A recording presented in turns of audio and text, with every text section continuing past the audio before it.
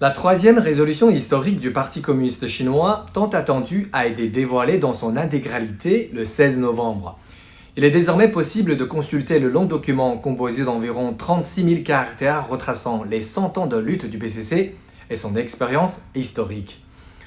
Au lieu de revenir sur tous les sujets évoqués dans ce document, j'aimerais me concentrer aujourd'hui sur une thématique qui, à mon sens, devrait intéresser davantage notre public étranger. Le PCC va-t-il se détourner de sa politique de réforme et d'ouverture et la Chine va-t-elle de nouveau se replier sur elle-même? C'est une question que se posent de nombreux étrangers et elle est légitime. Les conflits sino-américains et l'apparition de la pandémie de Covid-19 ont accentué des doutes à ce sujet. Cette fois-ci, c'est à propos de la formulation d'une partie de la résolution historique que certains analystes soulèvent de nouveau cette question.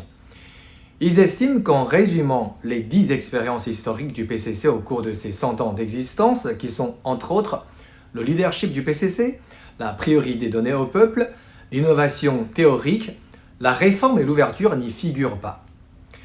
Si nous tirons simplement la conclusion que la politique de réforme et d'ouverture de la Chine est terminée, je pense que nous n'avons rien compris à la résolution et à la Chine. Premièrement, dans ce document, la réforme et l'ouverture occupent un chapitre entier et un autre sous-chapitre dans lequel l'engagement de la Chine vis-à-vis de la réforme et de l'ouverture est plus que réaffirmé. Le document cite le président Xi Jinping qui appelle à appliquer la réforme et l'ouverture du pays jusqu'au bout.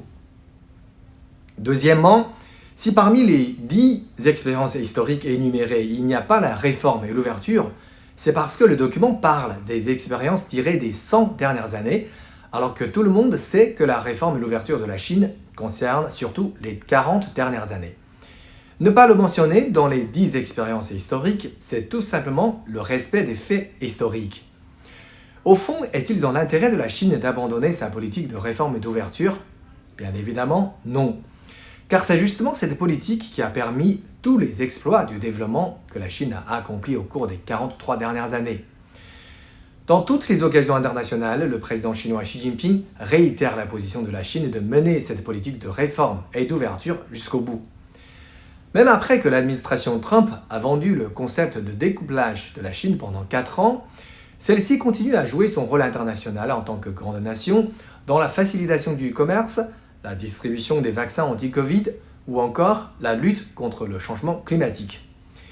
Malgré les difficultés liées à la gestion de la Covid-19, la Chine a maintenu la 4e exposition internationale d'importation de Shanghai pour encourager les Chinois à acheter plus de produits étrangers.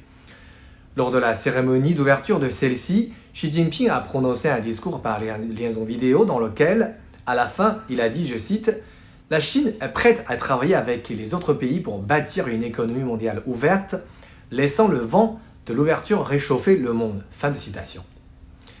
Le prochain grand signe de l'ouverture de la Chine, ce sont les JO d'hiver de Beijing dans moins de 3 mois. Les préparatifs vont bon train et la Chine accueillera à bras ouverts les athlètes du monde entier.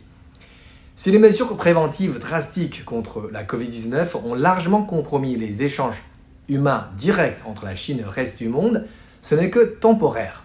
Une fois la page tournée, je suis convaincu que l'image de 2018 où quelques 150 millions de Chinois ont voyagé à l'étranger et 30 millions d'étrangers sont venus en Chine se répétera dans un avenir proche.